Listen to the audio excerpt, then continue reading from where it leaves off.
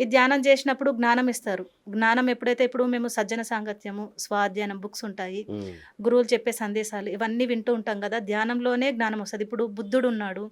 ఆయన ఎన్నో ఎంతో సంతోషాన్ని జూసాడు. ఆ రాజ్యాలలో బాగా హ్యాపీగున్నాడు. తర్వాత తనకి అర్థం గాలేదు. అంత సంతోషం అనుభవించిన తర్వాత ఇంకేముంది? తృప్తి లేదాయనకి. అట్లా వెతుక్కుంటూ వస్తున్న టైంలో అలసిపోయి ఒక చెట్టు కింద కూర్చుంటాడు.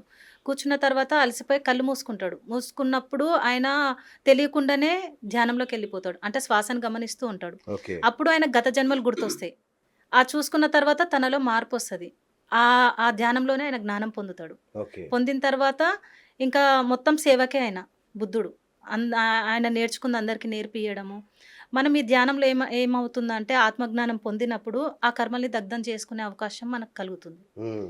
మన గత జన్మ కర్మల్ని దగ్ధం చేసుకోవాలంటే ముందు జరిగే సమస్యని ఆపాలి అంటే అది ధ్యానం ద్వారా వల్లనే అవుతుంది. ఓకే. ఎలా అంటే ఇప్పుడు ధ్యానంలో ఒక శూన్య స్థితికి ధ్యానం మధ్యలో శూన్యం అయిపోతది. మనసు శూన్యం అయిపోతది. ఆలోచనలు ఆగిపోయినప్పుడు ఏదైతే సమస్య ఉందో, ఆ సమస్యకు సంబంధించిన మనుషులే గాని, పరిస్థితులే గాని, అక్కడ భగవంతుడికే గాని, లేదా వ్యక్తులకైనా గాని ఆ శూన్య స్థితిలో చెప్పుకోవాలనమాట.